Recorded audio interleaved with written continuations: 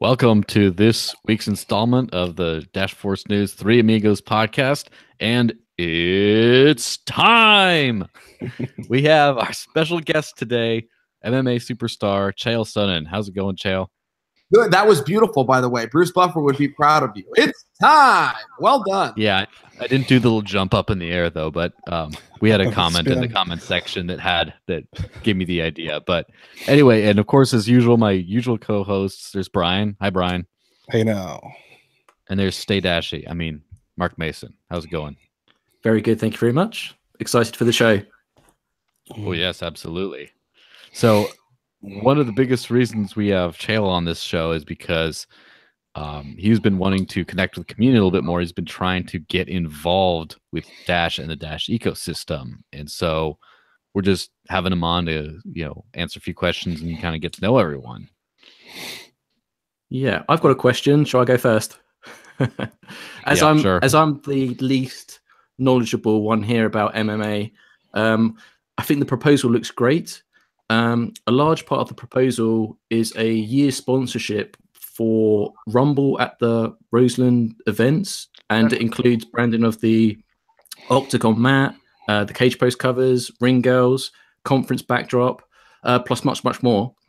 My understanding is that this event is being hosted by the Full Contact Fighting Federation.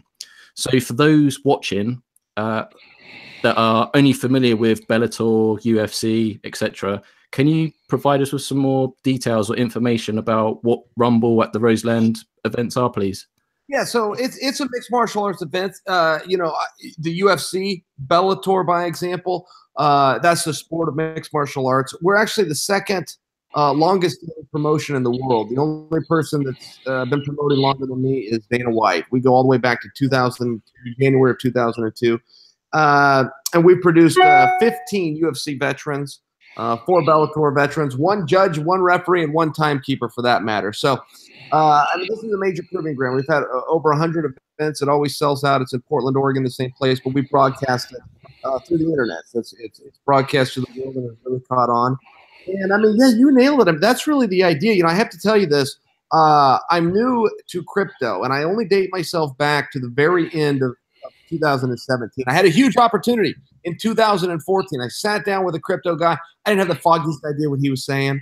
I spent years trying to learn what he meant in that conversation, and have just been kicking myself ever since. Right. So I finally get everything set up online, and I jump in. And look, I love Dash, and Dash got exposed to me about late summer of last year. But then Rory McDonald, who's also a Bellator fighter, he was wearing it, and he was sponsoring, and he was going around. So this is kind of where it started. And I got involved in the community, and I said, man, the biggest thing that any of these need, and Dash isn't any different, but it's just exposure. They need to bring in more guys like me who the first time you sit down at the table, they ask the big question, what? I'm okay with what? And what now annoys me now that I'm up to speed on the lingo, but at the same time, I understand that's the first question, and to bring people into the community, that's the exact response I want to get. Yeah, it should be. Yeah, it should be much easier now that the world is kind of waking up. It's on CNBC and Bloomberg and all these financial stuff more and more. So it's much easier now to get people interested. But yeah, the first thing they hear about is Bitcoin, and yeah, most of us all started out with Bitcoin. We have a special place in our heart for Bitcoin, but it just doesn't. It kind of quit working not too long ago, and Joel can speak about it more than any of it because he basically lives off of cryptocurrency and used to live off of Bitcoin, but it just wasn't working. Yeah, that's true.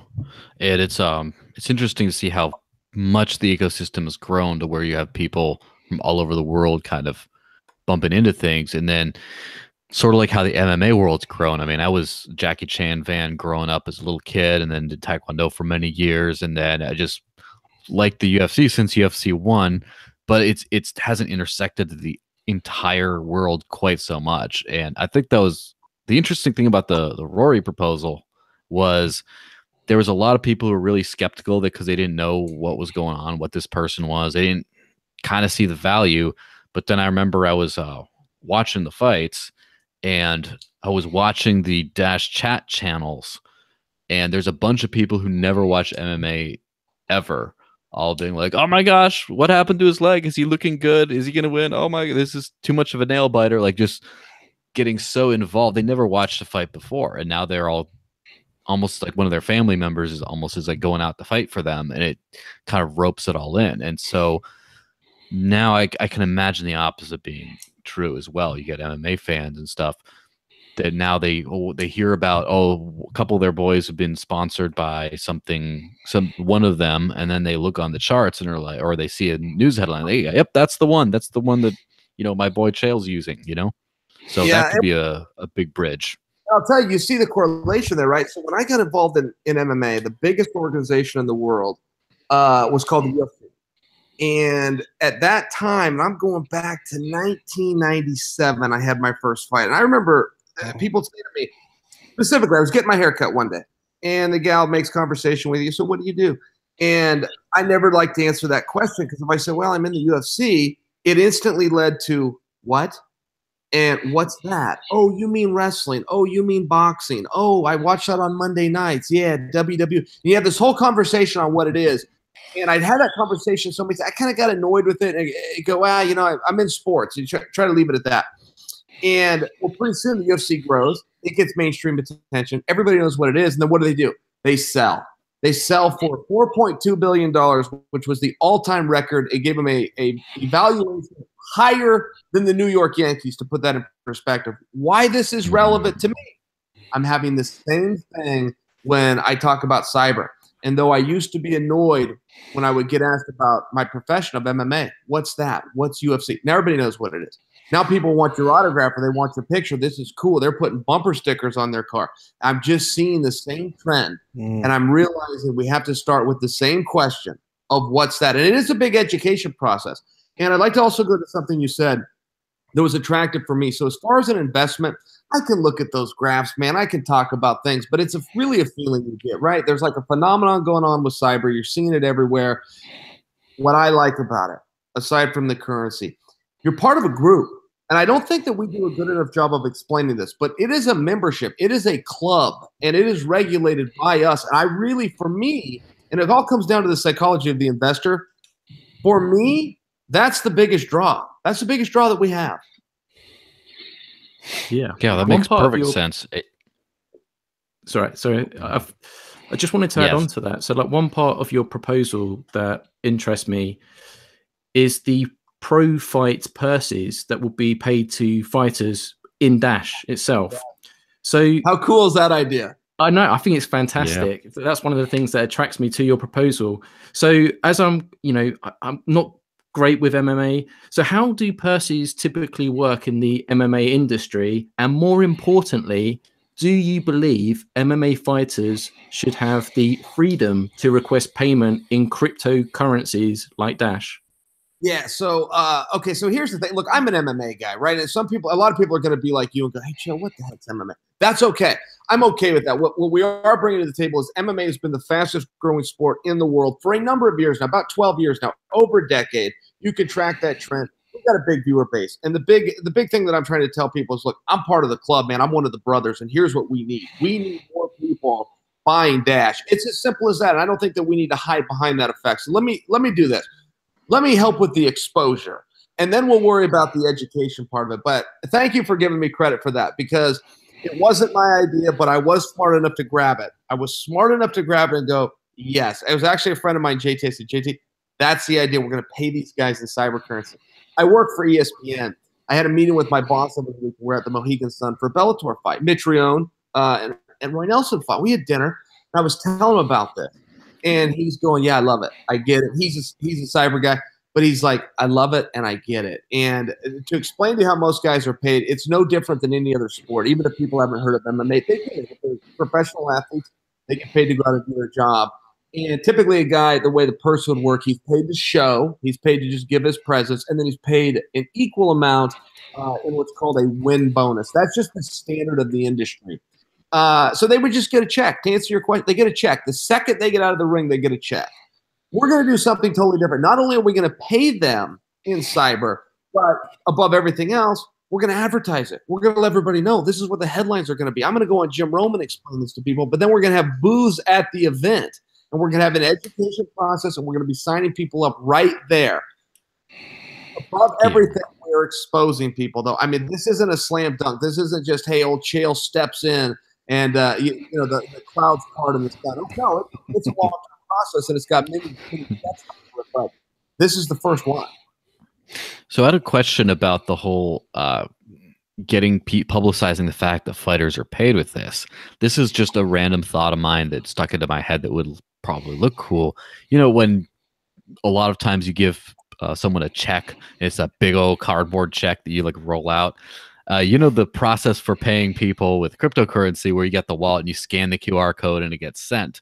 Now, to pay fighters on live TV like that or something like that would be pretty interesting. That would definitely get people talking. Like some of the earliest bits with Bitcoin that got people excited were someone held up a big QR code sign saying, "Hi, Mom, send Bitcoin." You got a few $1,000s from strangers around the world just sending to that. So that would kind of put it more into the culture. What do you think about that idea in general? I love it. I'm trying to play it through from a production standpoint. I'm trying to play through what you just said. So we'd have to have a big screen there. As opposed to using the check, we're going to bring up the screen. Somebody's going to come in with their phone with the app and make a payment. Is that how you're seeing that? Yeah, something like that. Or you could have it pre-print the address, the QR code pre-printed out on like a piece of cardboard or something like that, and just here you go. But just like it's sort of like the ceremonial ribbon cutting or something. It's just a visual that shows what's happening. You could have a check. Yeah, you could have a check and then have the QR code on the check. And as long as the camera sees that QR code, people can pick up their phone, scan it, and send money, boom, right then and there. Yeah, and the fighter might even get extra, right? They might just get random extra people from around the world just dumping money in there so that, whoa, I got like a couple grand bonus from just random people that love it. No, I can see it. I get it. I'd have to call our vice president of production, but I like where you're going with that. Yeah. Are these events live streamed? Because you could have the wallet address of each fighter, like in the video description, like YouTube. And then if you're a fan of a particular fighter and you think they're doing well, or you just learned about a new fighter, you can send them a tip as well while they're fighting. Yeah. So like, it's not just about the fight person. It's getting the whole industry. And yeah, I think it's decentralizing the MMA world, because traditionally before, where it's like pay-per-view events, now it's run by the fans because the fans can tip fighters or whatever, right? Yeah, that's a powerful angle, because you think about it, all MMA is a way of getting money from the fans to the fighters. There's a process in between that, right? Of like running a promotion, having advertisers there, but like the fans end up transmitting their value through their fandom to the fighters. And so it'd be a very interesting thing to see some examples of that going directly, right? Why not put the QR code on the fighters on their shorts when they're fighting, or they could have like a QR code. So when they're doing it, you could just do it live. You don't have to worry about the long code. You could just like scan the QR code. That'd be interesting to see someone in the front row trying to be, hey, can you flip them over to side control so I can get an angle on those shorts? Well, you know when they do like the tail of the tape, and like you got the picture of the fighter and stuff and all the stats. You could have the Dash QR code as well, so you could scan the address to pay the fighter. Just keep it simple. Hey, so let me throw you an idea. So when you do a proposal like this, you put out there what you're going to do in terms of the bulletin points. You put out there what the community's responsibility is. But if you're a good partner, see, I got skin in the game. This is the other part of it. I never talked about this on my proposal, but the bottom line is I want to see the community grow. I want more people using it. And as people come into cyber, there's a lot of options. That's the reality. Well, Dash. So we put on there what we're going to do, but then if you're a good partner, you go out and you think of other things too that are never part of the proposal, right? Promise one thing and then over-deliver. It's a very basic concept, but I want to share this one with you. You guys are going to love this. So we have one company. It's a online gambling. They're huge into fighting. They're huge into grappling. They're huge into all these things. We only let one people carry odds on us. It's a company called betdsi.com, but we threw a caveat on it. And they've been very good. I don't know if you've heard about them. They actually accept bets in cyber. And they were the first to do it. And I believe they're still the only. That could change overnight. So I don't know that that's right. But they were the first. Told them the only way you can accept odds if you're going to cover this event is in Dash. And they're on board. And they're making the adjustments right now with their IT department. But I just think that's very exciting. So when you talk about a QR code and guys can go in there and do it, hey, they're going to have people gambling from all over the world, and there will be some people that want to give them a tip. My fighter won. You won me some money. You're going to look at yourself. I think we have something there. I like that. Yep. Yeah. So I'm glad I thought of that. I'm glad after you said it. Yeah. So trying to respect the time and all, just looking through the comments to find some things that people have been asking specific to the proposal. So first, a Mastercode owner on Dash Central would ask, can you go into some more detail on the 420 Dash calculation for your media platform promotion? So to me, it sounds like that's like a question of why do those numbers make sense? In terms of what we asked for the Dash? Am I understanding right? So the first thing that we'll have to do, and this will be a long-term thing, so we'll come back. We do 6 to 7 shows a year. So we'll come back each time. That number is actually going to go down, even if we do a fantastic job, and we're going to. I know what you're thinking. Why wouldn't you want to raise? Well, it actually goes down. On the very first one, we just have to re-outfit the event. When you're talking about this specific venue that we're at, without boring them with schematics, but we've got to out in terms of the mat, in terms of the uniforms and the outfits. I mean, all the way down to the ring car girls and the signs they hold up. And those are the smaller expenses. You got the actual cage and the apparatus where the cameras are at. There's just some upfront expense. It's as simple as that. All right. So another question, and this is pretty much it's also a little bit of a vague, like a general question, but I think it encompasses a lot of other questions. Is a lot of people are asking for metrics. So in my experience, this kind of question is, all right, so how many people are going to be there? How many people will see it? How many people around the world will see it? How many people do you estimate will go by the Dash informational booth afterwards? How many wallets do you think you can set up? How many fighters will you be paying about how much Dash? Like those kinds of numbers. People like to see numbers. So that's what people seem to be asking about. Yeah, and I do too. So, I mean, that's what our entire business is. We're based on eyeballs, right? And, I mentioned this to you earlier. And I tried to say it unbragging, but I am bragging a little bit. There's no other promoter that's ever been in this space aside from Dana White that can date themselves back to January of 2002. It's a very tough business, and you either get your share of the market or you go out of business. And we've been able to thrive. So we have a lot of eyeballs. Let's start with the biggest question. How many people are going to watch it live? You're going to have right around 500,000 people. I like that number, but what I really like more, and you guys know this with the YouTube platform, and we're also on Facebook on this one. We're going on YouTube, but with that, then you get residuals after the fact, and that lives into perpetuity. So because it's the only thing that we can monetize is live that night. So I'm going to give the number of 500,000, but that's going to be live that night. For other things that I do with YouTube, that perpetuity is very important. And then in terms of the live gate, it's not as big as a lot of people think it is. People will see it and they'll go, "My goodness, you had 10,000 people there." It's like, nah, the building's just set up that way. There's right around 1,100, but it's a double-decker building and it just looks packed. That's not as relevant for this as the big exposure. That's just the venue we use because it's near my hometown and I'm familiar with it. So, we're going to get a lot of eyeballs. The booth is an incredible idea. We are going to have to start, in my opinion, with the most basic what? What is that? Well, we got to start from there.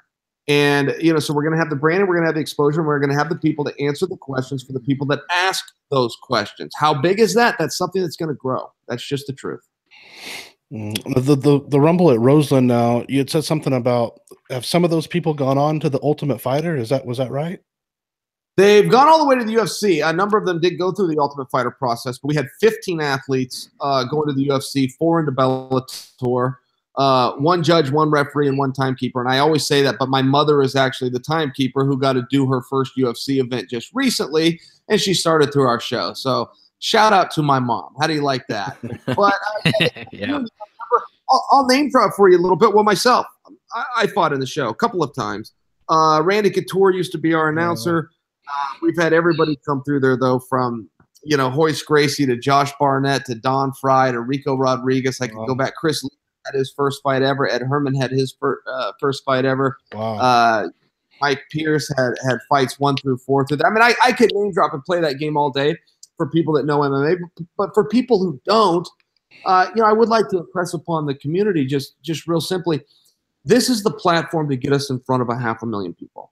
And this is the platform. And that's on one night. That doesn't talk about perpetuity. But this is the platform to get exposure. And I've had many people ask me, hey, why don't you just do what Rory did? That worked for Rory. I love what Rory did. I love it. And I don't at all want to sound like I'm being condescending or correcting it. I will point out in fairness, because I'm a fighter and I do that too. And I take people's money in exchange. I walk out on national television live and I have a match that can last anywhere from 1 minute to 15 minutes. But when you're done and you hit the back, it's over. No, we're going to do something different. We're going to advertise this through the entire show. The athletes will wear it when they're in there, but the branding will be on the mat. It will be on the ring card girls. We are going to start an education process, and we are going to bring people to Dash. It's as simple as that. Yeah, and some of the names that you mentioned, those are big names. Anybody in the MMA, those are big names. And if we're getting, these young guys into Dash early on, the founders of the UFC, some of the first stars, it's pretty big. Yeah, if we can get these younger guys right now into Dash, who knows? They could go on. They have their Dash QR shirts. They may be going on the Ultimate Fighter or elsewhere. One thing that I'd like to talk about is Bellator. How big that Bellator has gotten just recently. I mean, with all the picks that they've got. I mean, they've got a lot of very familiar faces for people who've been watching UFC and just in the MMA with Goldie and now Big John announcing. I mean, Bellator is really taken off now. I mean, they're really strong competition to the UFC when there really hasn't been much ever. Yeah, that's right. The UFC is amazing. I'm not one of those guys that sits on the other side of the fence and cheers against somebody. I'm just a big fan. But I will share with you, Bellator went head-to-head with the UFC twice in the last calendar year. They beat them both times. So, I think that, look, numbers don't lie. I think that it's relevant. So, at any rate, there's a shot, but it's a big sport, no question. Well, I'm a big fan of Dash. And I want the fans to use Dash. And I think one way to get fans to understand what Dash is and to get them to using it is to incentivize them. So the Dash Treasury is seeing more and more sponsorship proposals, as we've already discussed. But personally, for me, I would like to see more utility incorporated into those sponsorship proposals. Your proposal mentions the possibility of utilizing Dash partners such as Alt36, which are payment processors solutions, to enable Dash as a payment for event tickets and concessions. Now, if you could somehow offer like a 10% discount for tickets if they pay in Dash, I think that would greatly incentivize the fans to take the initiative to learn more about Dash. How do you feel about that? I love it. It's a great idea. I mean, we're not going to say no to anything. We're open to the whole thing.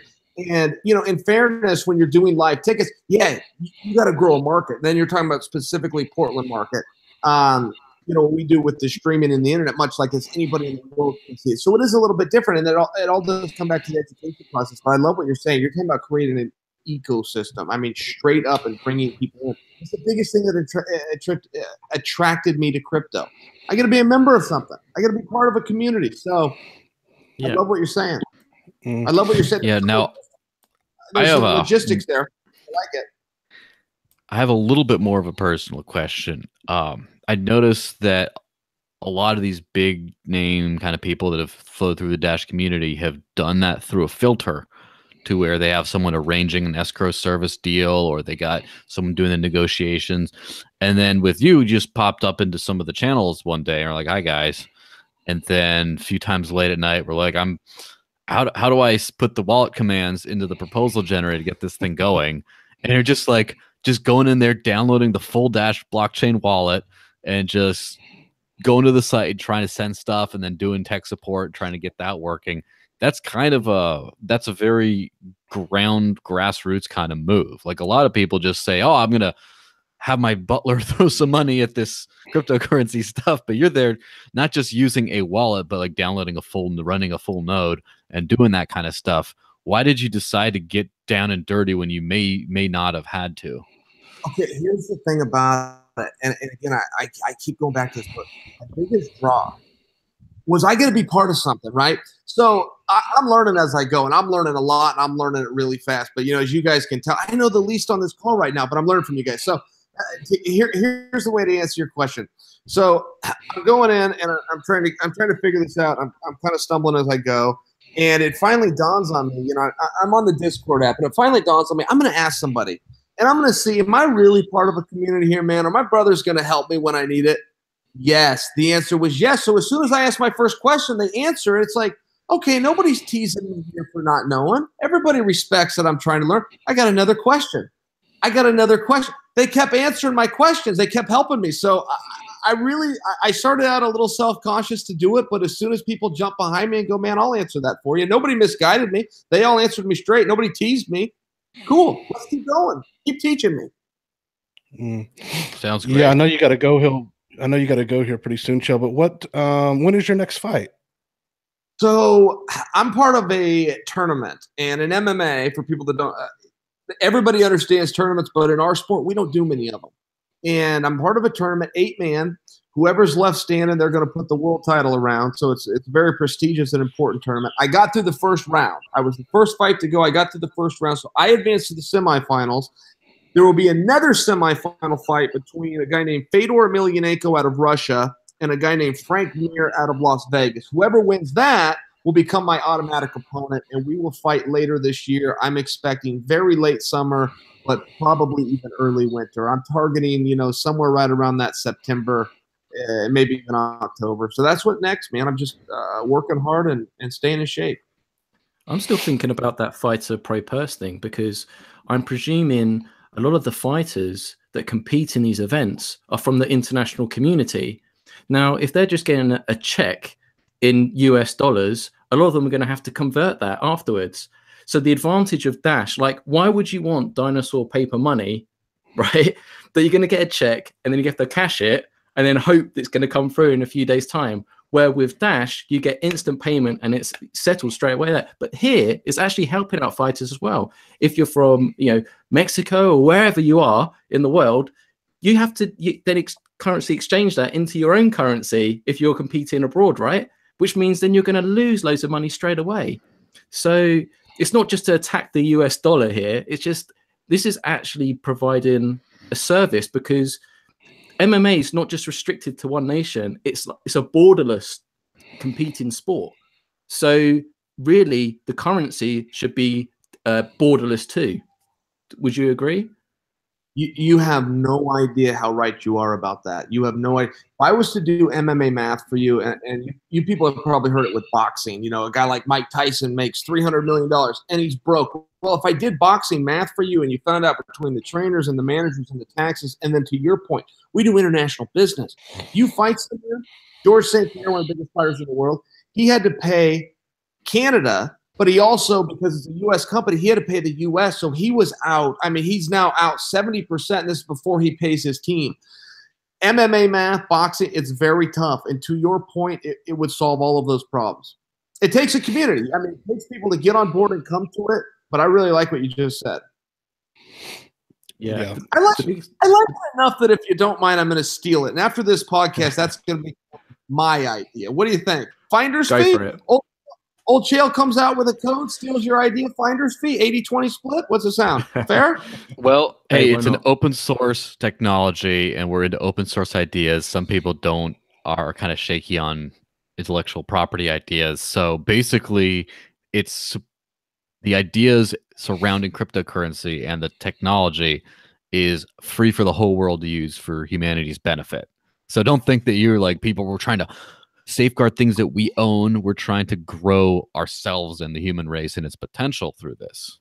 Absolutely. It's financial freedom, financial independence.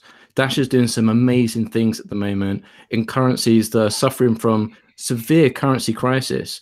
Zimbabwe, Venezuela. We had an update from Ghana the other day. So really, a lot of people, it's kind of like the gateway drug. It used to be people used to come into Bitcoin first, but then there was a problem with the transaction fees, that there were slow transactions.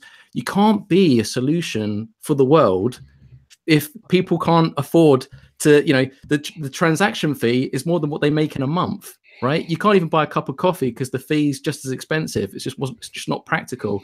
And these are the solutions that cryptocurrency and Dash is really, really factoring in. So this is financial freedom for the world. So we're in this transition phase. It's a disruptive technology. But if there are people that are watching this, that are interested in Dash, the main website is dash.org, or the news website that us three partners represent here is dashforcenews.com. And you can see it's actually a movement. So although it's a digital currency, it's a payments platform for the world.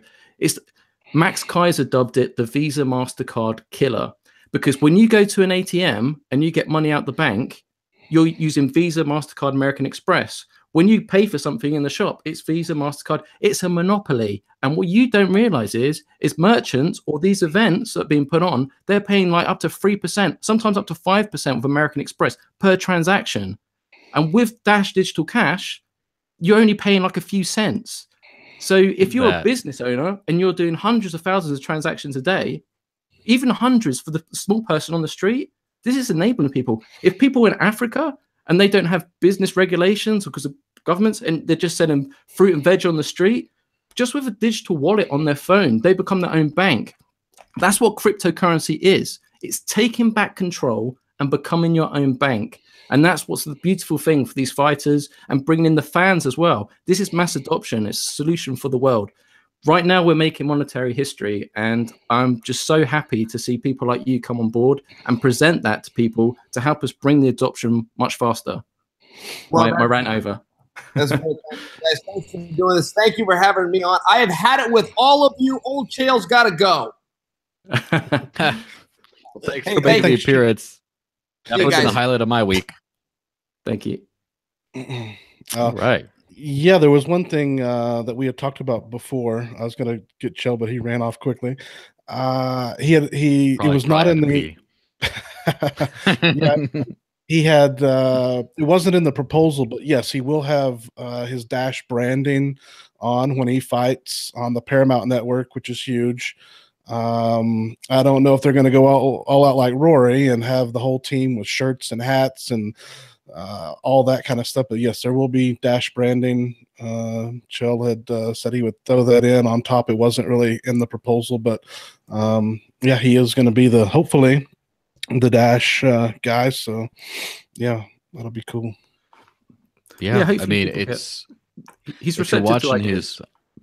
Yeah, if you're watching the proposal, it's very interesting because it really is, that's part of the thing I was asking about why did you decide to just go and do it yourself, right? It's almost like, and you kind of see a little bit of that clash with the proposal itself. It seems like it's an interesting, well-worded proposal, but there's a lot that's kind of not explicit enough for either side. There's a lot of, this is something radically different, and I mean, I get up in the morning, my alarm goes off at 7 or whatever, and I just roll out of bed and get to work. And sometimes I take it for granted, and I'm sure some of us, and plenty of us do, just what a crazy, radically different world we're living in today. Like, just think about everyone's trying to go to work for like either the government or a corporation or some business or all this kind of stuff, and then just being paid in something different than the dollar or the euro or whatever is so weird. But then now we get to there's this thing that 10 years ago you couldn't even explain, right? You couldn't even, like, I try to tell people about, try explaining someone 50 years ago what Dogecoin is. It's like, okay, well, first you got to start with. Do you know what a meme is? Yeah, well, you got to start with a meme. What's a meme? It's this picture that doesn't mean anything, but it kind of does with some text. And there's one of this Japanese dog that says that with bad English words for like, why, I don't know, just is, and everyone likes it. And then it's on this currency that just someone made as a joke that doesn't exist. It's like run on computers, which little electrical things all over the world, and it has billions of dollars in value because who knows, like that whole difficulty on the joke end. Now you get to Dash, which has a lot of the same things. But like, what is a decentralized autonomous organization? Submit a proposal before the network. Where does this money come from? Who minted it? How does it pay for? Like, just all this is so. Yeah, you're right. The how before the why. So crazy. Yeah, so crazy. I wanted to talk Chael up just for a minute because, and also wanted to I also wanted to say that this is my personal opinion. These are all our personal opinions. Not everybody who's a part of Dash Force News may like MMA or support MMA or whatever. So these are all just our personal opinions. But yes, just the reason hanging out talking. Yeah, the reason why, as I wrote on the proposal and the pre-proposal, the reason why I'd said it was so important to get Chael on board is because he literally is one of the biggest promoters, talkers, whatever you want to call him. Yeah, besides Conor McGregor. A lot of people know Conor McGregor. He's worldwide known, but him and Chael are like the two top guys in MMA, just the best promoters. There really is no third place that I could think of. I thought, maybe the Diaz brothers, but Chael and Conor are on a different level. They have two totally different styles. But yeah, Chael, and he says controversial stuff. It's part of the whole fight promotion stuff. Don't take a lot of the stuff he says too seriously. He's a funny guy. He's a nice guy. But yeah, he says stuff to try to sell a fight. That's just how that works. Yeah, it's pantomime. It's theater, right? Yeah. Until you get into the octagon. Yeah. And that's the thing that a lot of people, I think, would benefit from understanding is that this is the business of entertainment, and even the fighting business, although there's a lot of really real stuff, there's no money in fighting. The money is in watching fights, right? It is in putting on the show. It's all about showmanship. And that's been historically one of Dash's biggest weak spots. Has been everyone's talking about, Bitcoin hodl to the moon. Let's put our, Litecoin Monero on Katy Perry's nails, and just like all this kind of, like, the Doge goes everywhere, all this kind of stuff. And then Dash is there in the corner like a little accountant just working on, we found the most efficient way of payments, and just this. Yeah. And it's not that exciting to the rest of the world. And then you let the loudmouths run the discourse. And that's one of the reasons that Dash Force came around, is to kick back against that a little bit. And then now you have people like Ben Swan who are turning heads all over the world, getting millions of views, putting Dash there. And then now we have another opportunity for one of the, not just, and this is like, I love Rory to death, right? Rory's a wonderful fighter. He's a great dude. And he's gone out of his way to promote Dash in ways that a lot of people wouldn't. And the downside / I would just say limitation of that is he's a quiet, polite, nice, respectful Canadian, right? He's got all that going. He's got all that going, but Chael is the opposite of that in some ways, in that he is loud and he gets your attention. And he nailed it on the head, where it said the biggest thing is to get people to ask what? And with him, you'll make that noise, and then they'll be like, Dash Digital Cash, and look on the ring girl. And then people will be like, what? And then they're going to see some CNBC report that says, top cryptocurrencies, this, and they're going to see, I recognize that. That's the one that Chael had. What is that?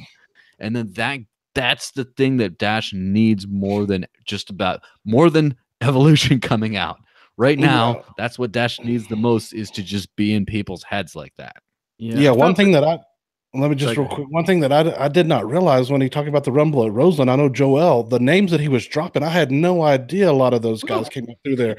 If we big ones. These are big, huge names in MMA. If we could get in the ground level and have these new guys who will go on to do bigger things in Dash early on, that's just huge. It's huge. I didn't even realize how big that was. I had no idea that was all those people went. I thought it was just a smaller organ, but wow, that's big. Yeah, so the first event, I think, is on like April 18th. And one of the things that I raised in this podcast was the mention in the proposal about being able to pay for tickets, concessions, merchandise with Dash. And in the proposal, it mentioned Alt 36. Now, it would be unfair to pin down Chael to that, because obviously that is reliant on Alt 36. Now, it looks like they're on track for March. So that solution will be out by then.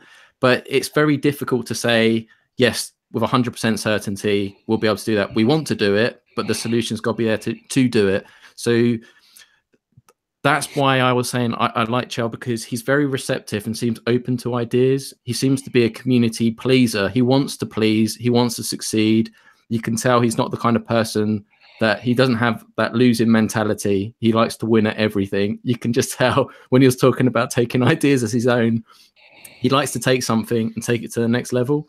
So providing Alt36 can deliver on that, that'd be great. If there's anyone in that area that has Dash ATMs or would like to volunteer at booths and stuff, if this proposal passes, or if there's anything that you feel that you can contribute to this, or things that we might have missed out on, get on the proposal and add to it. Let me give a shout out to my boy Albert. Albert Arianis is esteemed member of Dash Force, and he's gone to Liberty Forum with myself when I helped run that. Earlier in the month, right? And he did a great job. He got a lot of high marks talking at the booth, getting a lot of people on board, getting him set up with 50 Dash wallets just on his own, 50, and getting them all set up. And here's the thing. He lives in, I believe, the Seattle area. So not that far from Portland, just like heading right down there. Why don't we just put Albert to work? Like, of course, this is a lot of pie in the sky stuff. This is still experimental right now. The proposal hasn't passed yet. It may not. Who knows? We'll see. However, provided it does pass, why don't we just send Albert down there to set up some Dash wallets and answer some questions at the booth there? Yeah, man. I think the booth should be like a permanent settlement there. Imagine if there's like a bar, but then you've got the Dash booth next to it. So even at the bar, it says, Dash accepted here, where you can go to the booth, you can get set up, you can have the flyers, it's just the typical booth. It'd be great if there's an ATM there as well, so people can actually put in cash and get the Dash back out. So even if they can tip the fighters and get involved and stuff as well. If the fighters are getting paid in Dash, I think the fans will want to know what's going on as well. So, I do think there has to be, hopefully, a big community effort there, but I'm sure we can make things work. We've got everything to play for. We'll definitely get Albert out there. I'm sure he would want to go and do that. But yeah, as everybody's seen, Chael is very open to suggestions and whatever works. And I think we come up with some stuff just on the podcast that's already going to happen. So yeah, keep your questions, suggestions, keep them coming. I'm sure he'll incorporate them. They're good ideas. Yep. Now the last thing I want to say on regarding proposals and stuff is just Masternodes, go vote. It's an incredible thing that we get to participate in just forming something from the ground up. You don't have to have an established organization you have to sort of see if you can invest in and then see if they want to follow your stuff. Like, no, you get to make your world, right? You get to just anyone can put in a proposal. You can decide which one passes, which one doesn't. And it's really, sometimes it's frustrating for proposal owners these days. And of course, I hope we can address this in the coming months, but that have very little information of what they're looking for. And then they show up and then they just, they don't succeed, or they kind of do and no one knows if they do. Go out there and vote. Yes, no, or abstain. Doesn't matter. Just go vote. Go vote and leave comments based on your vote if you're so inclined. I would encourage you to please leave a comment, because if you say, I'm voting yes on this because I like this, I'm voting no on that because I don't see that, I'm voting abstain because I can't make up my mind. If you just say that, then people have that information and there will be better proposals next cycle and the next cycle after that. Just go vote and leave your feedback, you decision makers. And the network will be so much stronger for that. Yeah, we're going to have to figure out some way to get people more involved in the pre-proposals. I know CoinGun had said something about gamifying it somehow. I don't know if he has an idea. He probably does, about how to make that happen. But yeah, the pre-proposals. Careful, Chael might steal it. Yeah, the pre-proposals, man, I'm just as guilty as everyone else. I mean, it's tough enough. I'm really literally getting proposal fatigue. I see these proposals pop up. I'm like, oh man, it's a lot of time. And yeah, half the masternodes even vote. So a lot of people are, I'm pretty balls deep in this thing. So if I'm getting proposal fatigue, I know that, people who aren't as, deep in it are probably feeling the same way. But yeah, how many proposals do we have? It's like 50 something. Something horrific. Yeah, it's crazy, man. One thing that I didn't ask Chael that I wanted to was more about the social media presence and how he'd be utilizing his social media to deliver the Dash message out, because his stats on his social media are pretty impressive. Just looking at the proposal now, on Twitter alone, over 800,000 followers. Facebook over 300,000. That's like 4 Rorys. Yeah, even he's even got a podcast, right? That's been downloaded over 2 million times. But he has his own YouTube channel that has 74,000 subscribers with over 10 million views. Like, guys, when is he getting us on this? I would love to answer the question if his proposal passes. Well, the thing is, if his proposal passes, he seems so open to everything. Now, whether it's intros for his videos or outros, whether we can give him like Dash graphics to add on to that. Obviously, on Twitter, he's very he's an ESPN analyst, right? So he's on TV all the time. He does commentary for Bellator and stuff as well, right? So he's out and about all the time. So I think anything that we can help him deliver that message, because no one wants, like, you know, the shilling culture, like, you know, Dash is this, Dash is that, you know, just over, you know, total overkill, because no one wants that. It's just too overbearing.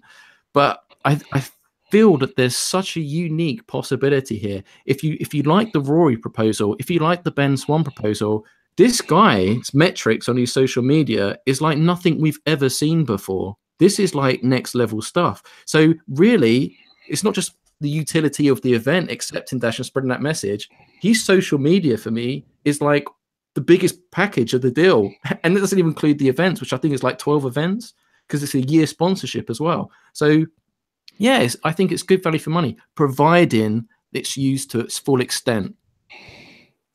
Yeah, I'm sure it will be. He's very open to all suggestions, and yeah, I just think it's so important to get Chael in. I mean, we all love Rory and stuff, but this is a whole nother level. They're totally different things. They both have their each has their lane. But Chael is a talker, and he is everywhere. ESPN, all over social media. I mean, he's if you want MMA, that's, you know, like I told the guys, that's Chael's who you want. I mean, unless you get Conor McGregor too, that's next year. Yes, of course. Now that's the other thing we think about. People have said this in advertising as well as like religion and evangelism and stuff, is that you have to be exposed to the idea like at least 7 times before you take action. And so sometimes if they just hit the 7 times over and over in the same avenue, that doesn't work, because if you tune it out, you drive by the same billboard 7 times, that doesn't mean that the 7th time you're just like, hey, I'm going to buy that. It's from 7 different directions. So having Davis Dos Santos and Faraz Sahabi and all them and the TriStar Gym in Montreal kind of gets that in of awareness into the martial arts world, into the MMA world especially. Then you got Rory, you know, getting the belt with Dash all over.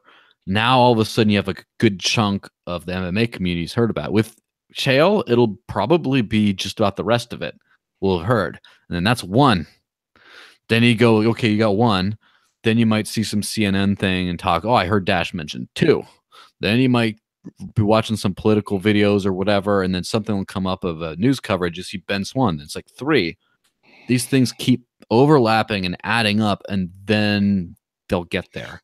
And the thing is just to have an entire, I don't know how many MMA fans there are around the world, many, many millions. And once you hit them all with this one, oh, I know what Dash is. I heard about Dash.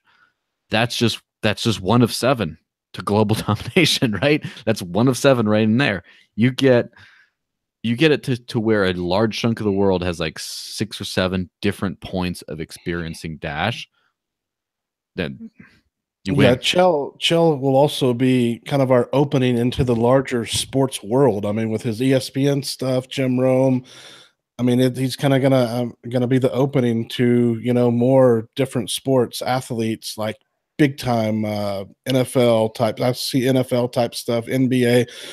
You know, who knows? I'm just seeing people like wearing Dash QR codes on their shirt. You know, just kind of, you know, they say, oh, look at this. They see they can make money, and it just becomes a thing to where athletes just unprompted, they just put a Dash QR code, put Dash digital cash, and then people just know what to do. Send them some D's. I got a better one for you. They put their Evolution username on their stuff. And then it's like you don't have to be like, hold still. Hey, can you get him in the mount so I can just hold him still so I can scan? It's just you just start seeing it's like at Chael MMA, and you go into your evolution wall and be like, I'm gonna go tip him. In fact, I'm not just gonna tip him.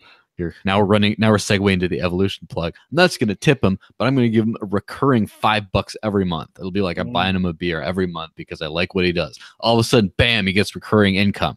Then you get someone else. All of a sudden, you got 10 of those people. Well, you got $50 a month just coming in from random people doing that. Next fight, you get another 10 people doing that, and then before you know it, you can have sustainable income from just fan base right there. And of course, the promotions and stuff, they have to make money too. But you can afford to, I guess, take worse deals for promotions if you have all this extra stuff. And I mean, that's one of the reasons why Bellator ended up becoming a more powerful MMA promotion than it otherwise would have been, is because the UFC did this thing called the Reebok deal, where what they did is they basically said, we've signed an advertising exclusive deal with Reebok. You guys can't do your own advertising anymore. Before that, you had fighters that were picking up individual sponsorships from different things, different organizations, different companies.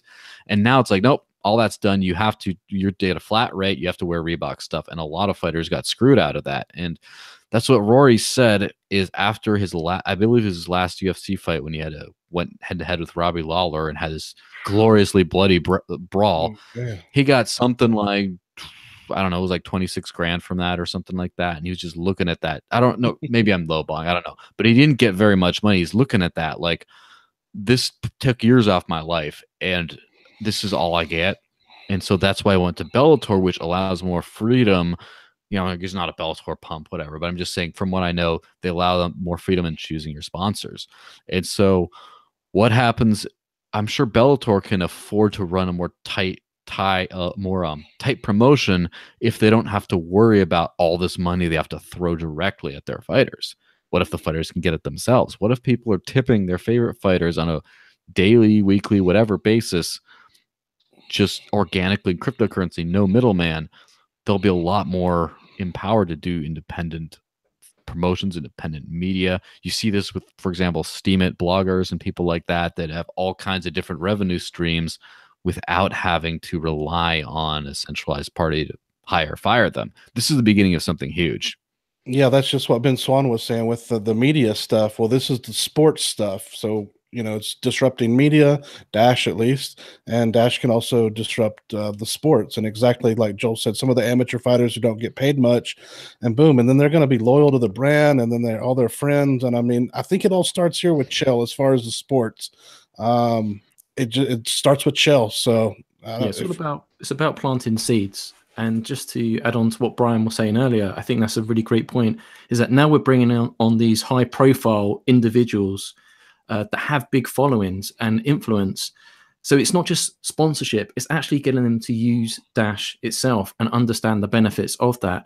And once they've got skin in the game, of course they're going to be incentivized to use it. We don't want to just put stickers on people. We want, we believe in the solution itself. So by actually bringing these people on board, once they're in, you have that light bulb moment the first time you use Dash, instant send on your mobile phone. You can't go back to paper currency after then. So once they get the bug, they're going to go back to Bitcoin after that. Yeah, exactly. So like, I allude to what Brian said earlier on about these new fighters up and coming. If they're, I don't want to use that word, sort of like indoctrinated with Dash from the beginning, but if they understand it and they understand the benefit of it, especially if they're international fighters that want to send money back home to friends and family, and they don't have to worry about currency conversion and exchanges and being ripped off with excessive fees, then this is going to play like a really huge role, and it's going to have a big knock-on effect. So it's like spreading lots of seeds and then watching them grow, because of course, if they start using this, it's going to grow. And then that has that knock-on effects with their friends and their families. And it just, I almost said ripple effect then. But we don't have that filter on the video. So we don't have the non-mineable filter. it's going to spread so much faster now, I think, because everybody's into crypto now. Like, it wasn't like this a year ago, but now, you know, like I was saying before, it's on CNBC and Bloomberg and all these financial channels. It's a much easier to sell, and people, you don't even have to sell it now. People have crypto. You're going to give them some crypto. They want in. They want in. If you're an international player, right, and you're traveling around, you're a high profile sporting athlete, and so you travel internationally doing sports. You don't want to keep your money in one dinosaur paper money currency. You want it in Dash digital cash. And then there's other solutions moving about. You can use it, because every time you're switching up cash wherever you are, in hotels or whatever, you got to remember, these guys roll deep. They've got trainers, they got physicists, they've got the cooks and nutritionists and all kinds of things, right? So there's actually a whole squad mentality with this, and if everyone comes on board on that, of course they're going to start using Dash for everything else. If they're training, they're going to start using Bitcart to buy things on Amazon for their training gear, or their punching bobbies and all that sort of stuff. Bobby's one of those punching things. I said that because Joel's got one. Just for the reference for people watching. Oh, there we go. Yeah, right back there. I'm going to put a Trolero shirt on him eventually. Yeah, I want a quick Bitcart update. I know that they had gotten a little behind. I know some of my purchases were behind. Supposedly somebody got sick, and then they just updated the website. But they did say they are working through the backlog. So if you got Bitcart stuff, just hang tight. I'm hanging tight. Yeah, just waiting for the codes. Yeah. Now the last... Go for it. Sorry.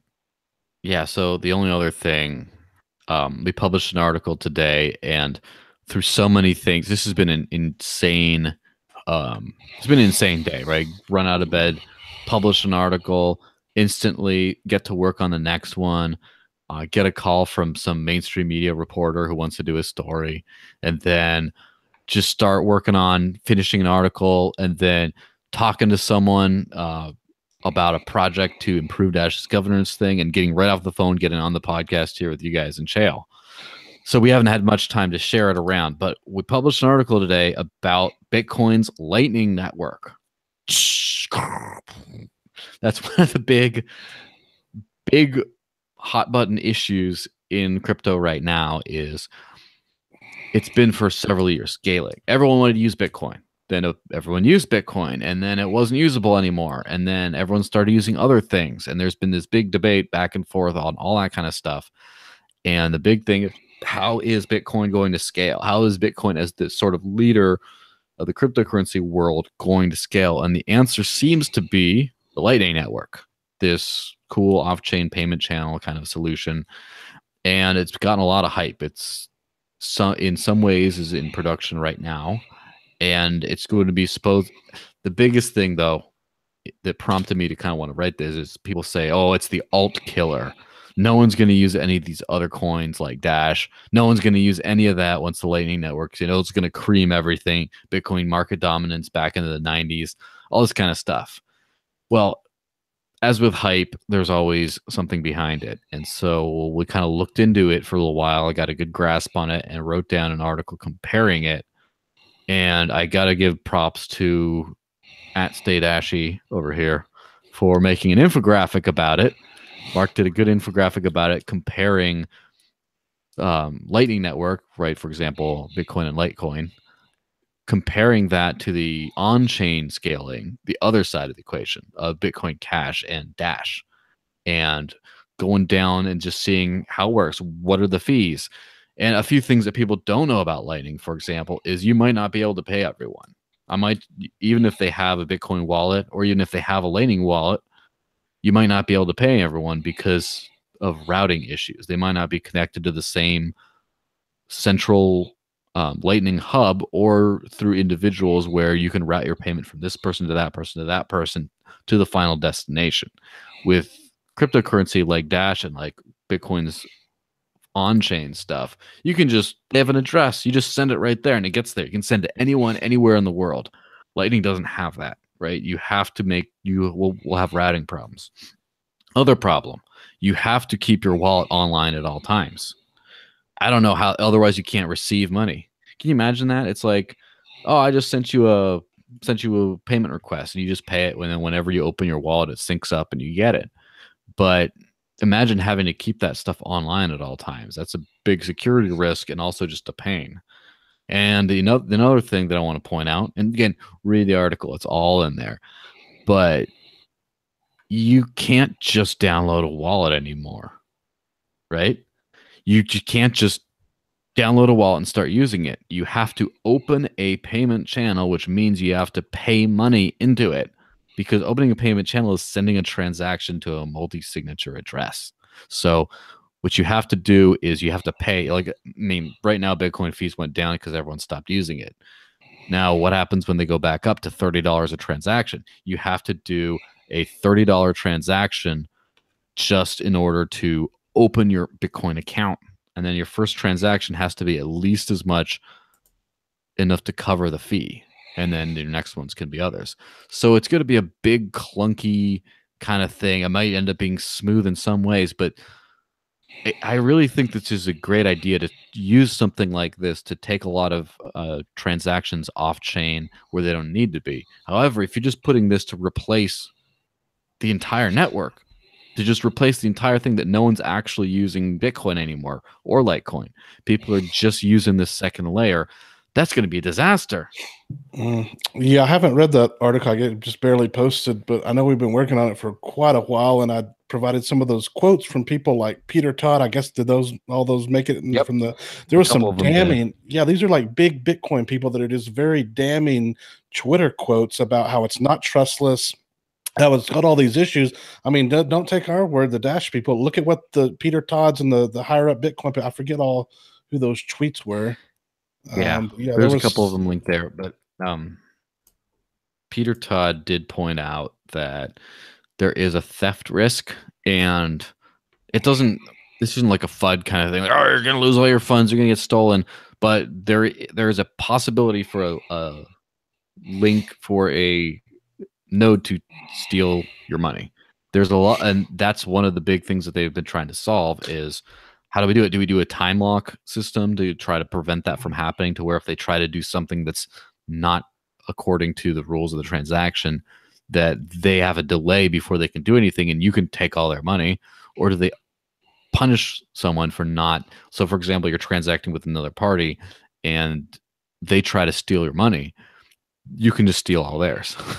There's a few things like that make it, probably it's not going to happen a lot, but it still is a possibility. And that's one thing that Peter Todd is trying to point out. And I hate to say, I don't really like the guy at all. I hate to be saying nice things about him. I'm not sure if it's a nice thing, but he's been pointing out in the spirit of fairness that there are some challenges that have to be overcome. Yeah, and then the other one was the Trace Mayer one, asking about the centralized third parties, and it was answered by Dr. Adam Back, who's also a big Bitcoin person. And it said the worst case that can happen is a node could go offline, and then it might take a few days to get your money back.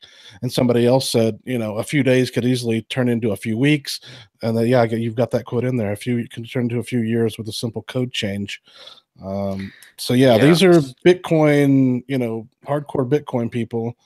This is not Dash maximalists saying this.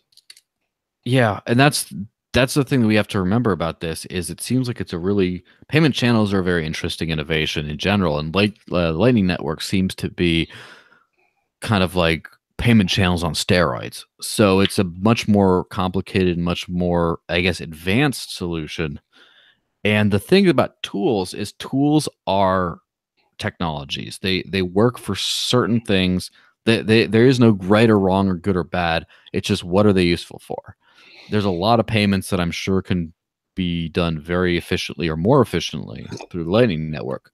But just this idea that you're going to replace all of on-chain transactions with these off-chain transactions, that everyone's going to go, hey, I'm just going to carry around my wallet. I'm going to buy a coffee here. I'm going to go do that. And then that's all you're going to do. And that people all over the world are going to be using this like that as a replacement for online on-chain transactions. I don't know, man. You got another thing coming. I think it has its place, the Lightning Network, but yeah, just like Joel said, it shouldn't be a replacement like Bitcoin has to do. We don't have to do it. We could run something like that on Dash. I don't know the technicals, but I'm guessing the Masternode network could do it. We could probably clean it up. Evan could work his magic and make it way better than the messy thing that they've got. And then you could do stuff like streaming payments. I heard Andreas talk about streaming payments. Like you go to work one day and you just it's just a streaming payment. As long as you're there, it gets streamed. Now, I don't know if the evolution can help with some of that, or we may need a third layer or something, but it'll be an option. It's not something that's going to make or break us. It'll just be, if you want streaming payments from work, well, you do this, plug in this DApp from Evolution, and boom, you got streaming payments. And not all of us are going to be forced to use stuff like that. But yeah, the payment channels, the more I learn about Lightning, the less I like it. Here's an interesting idea for using something like that. What happens if you have like a team of writers like we do at Dash Force, right? And what happens if you want to pay everyone for every article they write? As soon as they hit the publish button and WordPress recognizes that this author has published a thing, they get a payment. And just so they keep on getting a payment, which helps for like accounting purposes, especially if you don't decide beforehand how many they're going to write. And then by the end of the month, you just hit the button, settle it on chain, and you don't even have to do, okay, who do I pay how much, how many did you write? You don't have to do any of that stuff. It just automatically just goes out. Yeah, I've got to do some of that would be exactly. So that would be something that that would be something that would work very well for a payment channel, especially something with like Lightning, where you have a new user, like a new writer comes on, he doesn't have a payment channel open with you, but then one of the other writers does, and you don't have to, all right, you just kind of figure that out. But it still is, it reminds me of any time you hear hype, that this is going to change everything. Everything's going to, this is going to solve everything. Oh, that's amazing, this and that. It's probably bullshit. I'm not, I believe that even the stuff about stuff I like Dash, like Evolution's going to change it. It's going to be awesome, amazing. Everything will be this, like, yeah, in a lot of ways. Yeah. But it's nothing, magic doesn't exist in this world. Things just are. They have their drawbacks. They have their advantages, and how you use them really matters. So, yeah, one of the tweets or one of the things that I saw in there was, I think it might have been Gregory Maxwell, like 2 years ago. He's like, yeah, we're about 2 months out from Lightning Network. That was like 2 years ago. So yeah, and I know Roger Ver had said it's going to be a year or years before Lightning's on all the mobile stuff and everybody's basically connected to it and it's kind of working. And yeah, one of the main things in the videos and stuff was the centralization issue of these, bankster nodes, as people are calling them. I think the Masternode network solves a lot of those issues because we're incentivized, and it could literally run just way better on top of Dash if we were to go that route. I'm still trying to fully understand Lightning Network because it's so complex. And as we've seen just from this article, looking into research, there's not that great amount of solid information about it, and it's so complex to understand. That's why even when you go on YouTube to look at it, a lot of it is speculation. So that's why I feel that everyone in the crypto space should really look into this article because it's in depth. It's not a hit piece. It's actually breaking down how it will work, and more importantly, it looks from the point of view of the user, the merchant, and potentially even exchanges that will be trying to use this solution. Lightning Network will be coming out. There is no ETA on it, but like anything in the crypto space, you can't bury your head in the sand. You need to be objective and look at it. And there's some concerning things that have been raised in this article that I think everyone should be aware of, just to try and fully understand it before you come to your own conclusion when you read it. No, it opens up a lot of attack vectors. Just Lightning in general is going to open up attack vectors that we don't even know about. So let an altcoin like Bitcoin Core experiment with it before we put it on an elite network like Dash. Yeah, let them like the attitude. Yes, that's true. An implementation of Lightning has been live on Blockstream's website. They had to open a store and were accepting Lightning payments for that. LiveNet, not testnet. And unfortunately, a lot of people using that lost funds. I'm not sure if it was a large amount, and they did have a big disclaimer saying you might lose funds. But apparently, some people lost funds. So we're at the you lose your money stage of Lightning's development right now. Doesn't mean it won't get better, but it's still just like, holy crap. Like you don't, this is, Bitcoin has been remembered as a thing that was supposed to upset the banks, and on-chain transactions ended up being superior to banking systems years ago. And then over time, with Bitcoin's network in particular, not something like Dash yet, it got congested too much, and it just did not. It became inferior then to that experience. Now we have Lightning Network that's supposed to, well, you just say it's supposed to scale Bitcoin, but well, who cares about scaling? What you care about scaling is now you can use it better than fiat currency systems. And it doesn't sound like it's there yet. It doesn't sound like it's going to be there for years, and it may not be that way ever on this one solution. This might not be the solution that makes Bitcoin more usable than banking ever. This might be something that offloads a lot of transactions, and then they realize, you know what? Lightning cut our transactions in half. That's amazing.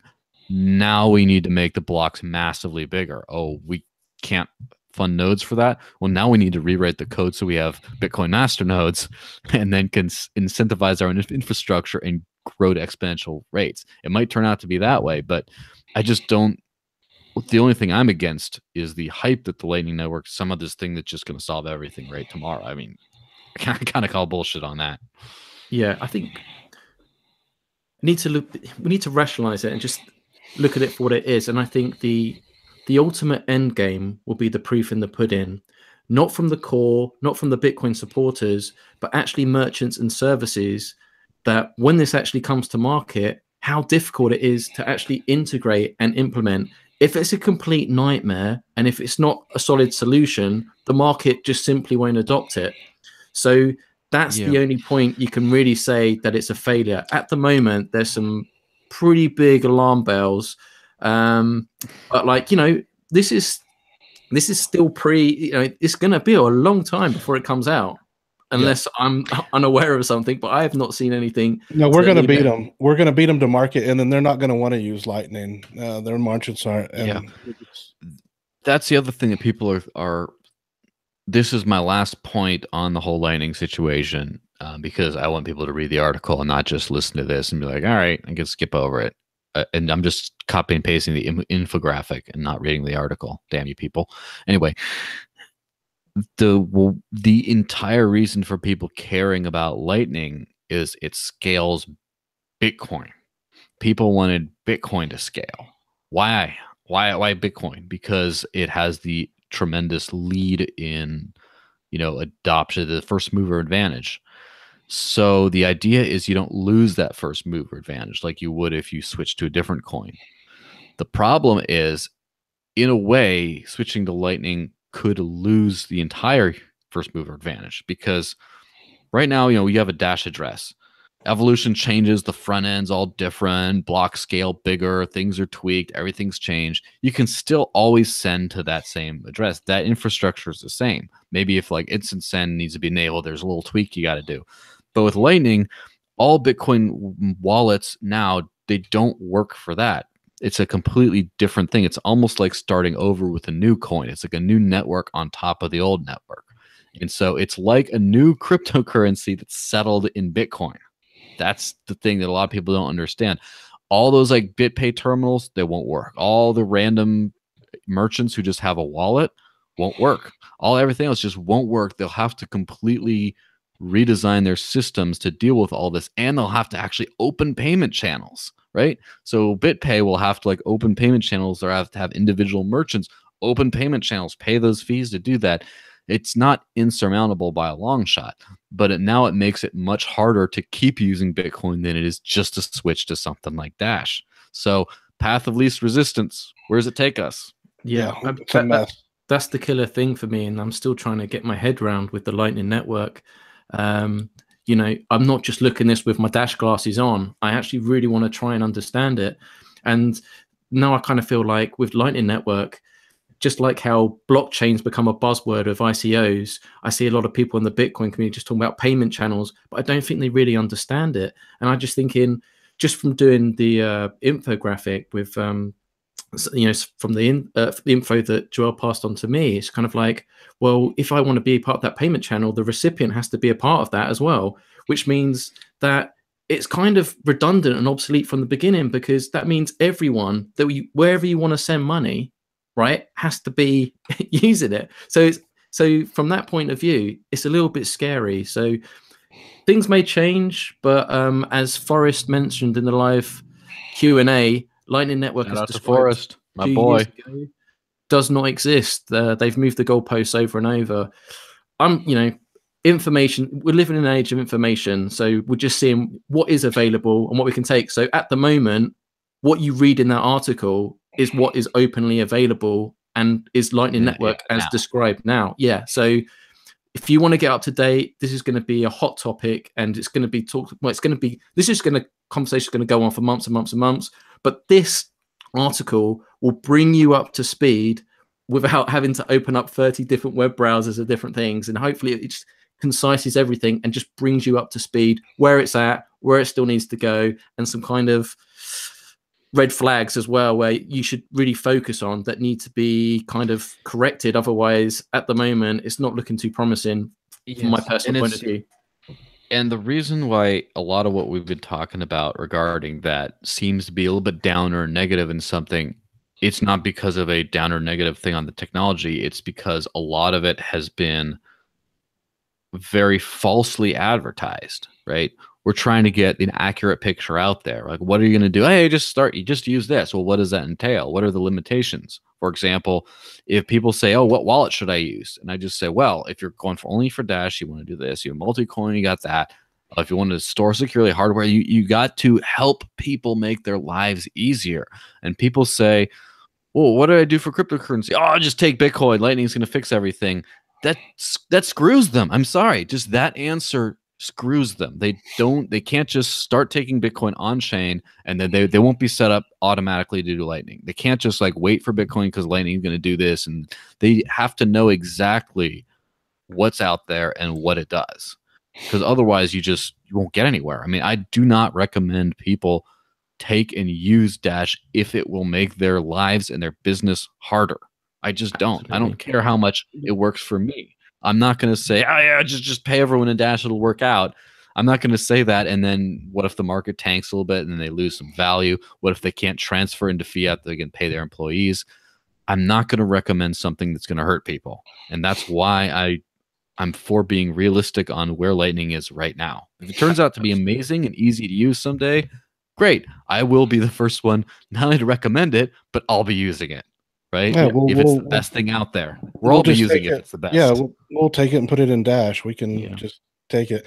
Did that video, the what is Lightning, did that make it in there? I just skimmed it. Did it make it a hyperlink or something? No. I'm gonna post it. I'm gonna post it in the section in the comments. Yeah, you probably should. That's the TLDR of the whole thing. I posted like the 20-minute long. I linked the one with Ryan X Charles, who's actually built the first payment network in Bitcoin, as far as I know. And he goes into all this detail about the different limitations and what you need to open channels. All this kind of like, not the hype of how it works, not just the guts of how it works or just the hype of how amazing it's going to be, but like the actual user experience things that when you try to use it, like he did, these are the limitations you run into. Not, oh, it sucks. Yeah. Just the limitation. That's what I think Joel's done really well in this article, is highlight what I see as well as to be the Achilles heel of the Lightning Network, because it's about usability. And if it's not plug and play for merchants, because the Lightning Network requires special integration, right, from a merchant, and that's just shooting yourself in the foot right there, because then everyone else has to do the same thing as well. And I can't see that, because the payment channels infrastructure, the way that it's set up, I just can't see how they're going to get around that. And I think people are being led down the wrong path here, and I think there's going to be a lot of upset people because I don't think they really understand what they're getting into. I think they think this is going to be like a plug and play solution, but it's not going to be that. Well, not the iteration of what it is now. Now, at some point, it could be. Let's just take a vacuum world where On-chain scaling has failed. No other coins can threaten Bitcoin. We're stuck with Bitcoin. We got to figure out how to make Lightning work. At some point, I'm sure it could probably be pretty smooth. However, a few things would have to happen. First off, how do you get every merchant to open a channel? There has to be some kind of a payment, some kind of an on-chain transaction for that to happen. How does that work? Well, do you just have everyone who signs up for this point of sale system has to pay a fee, like a sign-up fee, just like credit card processors, right? You have to pay a fee to activate your Lightning Network thing on the to be connected to the main hub. Okay, now we're in that territory. What happens when you, I want to start using Bitcoin? Okay, well, here's your Lightning wallet, i.e. your payment channel. You have to pay into it to have the funds there to be able to use it. Yeah. So you can't just, you have to send money there to begin with to open the channel. Someone else has to pay to get it started. And then in order to get it out of there, that's another thing I put in the article, is cold storage is the most secure way of storing cryptocurrency. Having a hot wallet for thousands and thousands of dollars worth, if not more, millions, is a terrible idea. How do you get Bitcoin from the Lightning Network to a hardware wallet? Well, you have to settle off chain, which could be hours, days, weeks, depending on the congestion. All the while, how do you get it with Bitcoin Cash? You just send it, and then within 10, maybe 20 minutes, you got a confirmation. It's there. How do you get it with Dash? 1.3 seconds, baby. Yeah, Lightning's a mess. The network. Yeah, it's a mess. And yeah, maybe in a couple of years, they can get it figured out. We're going to be so far ahead of them. We're literally going to beat them to market with much easier solutions. I just don't see it happening, guys. I don't see Lightning. I mean, I don't know. Yeah. If I did, I would sell all my Dash and go into Bitcoin. I don't see it. I don't see it for a mile. And let me put it this way. I see Lightning is kind of started to happen right now. I can see it happening in a way that it's becomes used by a bunch of people in some capacity. What I just cannot see is it replacing that. Just pay for your stuff with your coffee, right? Just this is the way everyone uses Bitcoin. I cannot see it ever being that. And I think that it can be used very efficiently if people get that out of their mind, that it's not just that everyone's using Lightning. That's the standard mode of using Bitcoin.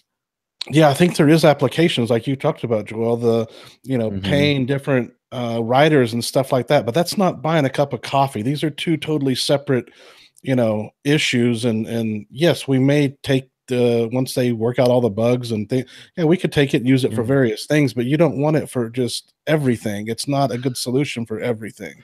I've just realized that there may be, I'm loving this conversation, but there might have been MMA fans and stuff that have been watching this podcast and we're going really in depth, granular detail. That's good. They're probably going to be switching off. They've probably never even heard of the Lightning Network. So if you are new to this channel or cryptocurrency in general, don't panic. Like, cryptocurrency is actually made for user adoption, right? Dash, there's a motto like, cryptocurrency your grandmother can use, and that's what we're aiming for with Dash Evolution. So if you're interested in that, you can just Google Dash Evolution in YouTube or go to dashforcenews.com. It's funny.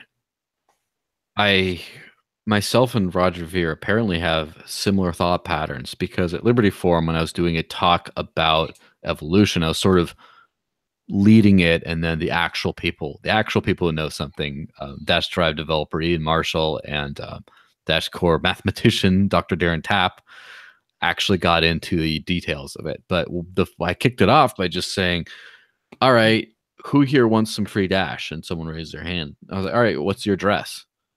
And it's like, that's almost a joke. How are you going to tell me X, lowercase x, y, 1, and like, that's a nightmare. And just to talk about how evolution is going to be easy, you can just say, what's your username? At the desert links. Okay, I sent you money. And Roger Ver did the same thing when he was talking in the debate with Juan Galt and Anarchapulco about, he just says, okay, who has a Lightning wallet here? Who could send me Lightning? Just, all right, there you go. And he said, who has a Bitcoin Cash wallet? And a few people did. And you can just go like that. And so eventually it'll be like, all right, who here wants money? You? All right. open your wallet. I'll send it to you. Oh, you don't have a Dash wallet? Okay, go to the App Store, download. Okay, now you got it. All right, I'm gonna send it to you. And that's your instant send if you got it. Oh, you, I want to send it to you, but you don't want a paper trail? Fine, I'll private send it to you. Here, what's your username? At the Flying Dog. Okay, Flying Dog. Boom. There we go. Trace that. All right, who next? Like, you can just do it that easy. And at that point, you'll be able to say, all right, who wants to say, Zcash? Who was Zcash? Okay, well, you have to scan the Zcash wallet to send it. Okay, that works. How about if you want to do shielded transaction over there? Okay. Well, hold on. Let me put up my computer, get my command line out, my command line wallet, and then send it. Okay, wait for the... Just at that point, you will have a real experience. There's so much behind the scenes that all this stuff, everyone's arguing about the behind the scenes. The elephant in the room is this, us, you to me to who's going to send money, how does it work, person to person, how easy, how frictionless is this economic environment? There's so much value in frictionless transactions. Yeah, it's going to be even easier than just the username, because not everybody's going to have a Dash username. So one thing that doesn't get talked about a lot that we have set up on the back end that will be incorporated in it or implemented within Evolution is sending to your email. I think it's supposed to be in Proton Mail. So you don't even have to have a Dash username. You can say, here's my email. They'll send it to your email. You'll get the link, and then that'll go in there, and you'll be able to set up your wallet, and then you'll be able to claim it. So you're not even going to have a Dash. All you need is an email that we can send it to, and boom. And then you can sign up later and get your Dash wallet and get how much ever was sent to you just with your email address. And then you get your Dash username and everything. One feature. That's going to be one fun feature that I hope one day we can get, but obviously we'll need mass adoption of Dash for this, is a Dash tip shower button. So say, for example, you could change your radius. So like everyone within 20 meters radius of me can get Dash, and you can just shower everyone near. Everyone will be like, that will be our own Lightning Network. It'll be like, I have the power Dash. It reminds me of that Hardcore movie. Yeah. You take your phone like this and you go, and it makes this like air horn sounds, and everyone gets some. You get rain. Yeah, and then we got to have the I'm looking forward to that coin thing, like ching ching ching. That's cool. Little things like that. It's gonna happen. No, there's a little. I know there's a game where you like shoot like that. So yeah, that's you're gonna be able to that's one thing about the Exodus wallet that I do like is the sounds. Like when you actually receive a transaction, you get the chinks. Just in the background. I think it's quite. I mean, I don't use it a lot now. Don't use that word. It's not a good word. Yeah, but that's cool. But yeah, I think tipping in cryptocurrency is something that it used to be done a lot, even back in the day, and it's actually I think it's gone down. Yes, we're doing giveaways and events. Yeah, and we're saying people wallets tipping them, but back in the day, it was a thing. Slack, like everyone was tipping. Shout out, everybody was Dash. Digital cash tipping, whatever. But it's coming back. Shout out to mydashwallet.org. Not there yet, but very soon, hopefully next month, they'll have, which isn't that far away, they'll have tipping where in the address field, instead of copying and pasting your Dash address, you can just put a Twitter handle, a Reddit handle, or whatever, and it goes straight to them. And then you can do that, be like tweeting at someone, at so-and-so, at my Dash wallet, tip this much, and it goes straight to them. Pretty soon. So explain to people how that works. So basically, would you need to? So you've got your Twitter handle and that sort of stuff. So you need to set up your Twitter handle and put it in your Dash address first for people to be able to do that. What would happen if I use So there's someone who doesn't have any Dash. Say it's some Doge fan who just was tipping Doge all over the place, and he doesn't have any Dash. I say, hey, you don't have Dash yet? Oh, you'd love it. Here at tip Dogecoin fan 44, 0.1 Dash or 0.01 Dash, whatever, or 2M Dash, and then what they do is they get some kind of a message with a link that says, here's where you got to go claim it. So you go to my Dash wallet with that link, and you just set up this simple web wallet interface, and then you get it. And then next time, if I see the Doge guy come before, he comments in Reddit, he's like, hey, I'm Doge fan 44 from Twitter, and I just want to say that I got Dash and I started using it after that. That was great, and it saves my butt in a Reddit discussion with a troll. And I just say, you know what? Do Reddit user Doge fan 56 because 44 is taken on Reddit or something, and then it'll still go straight now straight back to his wallet. Right. Do you know what social media? Do you know what social media is supported in that? Is it Twitter? Is YouTube included in that? I believe so. It's like everything. It's like YouTube, Twitter, Reddit, I think Facebook, email, Discord. Nice. It's just everything. Everything. Yeah. And here's the other thing. It supports instant send. So you can get it right away. Wow. Here's the other thing. Although it's not entirely trustless, it also supports private send, which means that if you wanted to tip DogeFan44 but didn't want to know where it came from, when you do it, some money would go from your little web wallet thing to the MyDash wallet node, mix, and then send off to him privately. Well, so you still have to trust your funds to them or the whatever amount that's going through. So it's not a perfect solution, but it could work like that. Or here's another feature that I'm not sure, it sounded like it was upcoming, was the ability to choose your own node for private send, which means then you won't even have to trust anyone. It'll be the only private, anonymous, untraceable tip bot in the world. Wow. I think that's going to be really big if utilized appropriately. Just like back in the day with Brian, when we used to do like the YouTube comments and stuff, just rewarding quality, high quality comments by people, it makes such a huge difference just in Reddit as well. And it actually creates a better culture, a better community culture as well, where people are actually trying to contribute as much detail and insight as possible. And, you know, you still get the humorous jokes and that sort of stuff, but it brings a whole other dimension to that. So I really hope. Yeah. And let me take the next level of that to bring it full circle back to Chael, right? Talking about tipping fighters and stuff. You all put up your QR code, have a little thing here, all this kind of stuff. A little bit clunky. I mean, it's better than nothing, but it's a little bit clunky. What about MyDash wallet? You just, hey, at Chael MMA or at Chael Sonnen, tip you this much. You don't need them to have a wallet to send them a tip. You just tip them, and then they can open up their MyDash wallet and get it from there. MyDash wallet also hooks up to, and I'm not advertising this thing, who gives a crap? It's funded by the treasury anyway. But it also has a front-end interface to a hardware wallet. I've used it on a Trezor before, and it works well. So what you could do is you can move money. Just plug in your Trezor, open the thing up. The same app moves it from your Trezor to your web wallet balance, and then you can go tip someone who doesn't even have Dash yet, pretty much straight from your hardware wallet. That's pretty cool. That's cool. Yeah, as soon as it drops, we'll help seed it. We'll get some contest or something going to get it moving as quickly as possible. Yeah, as soon as it goes, we'll hashtag tip with Dash. And with that, I think it's time to wrap it up. Yep. Just like she said, wrap it up. Cool. Well, if you're a first-time viewer, dashforcenews.com, the #1 source for Dash Force news online. You've been watching the Dash Force Free Amigos, episode 40, lads. Wow. It's insane. Yeah, we're getting old.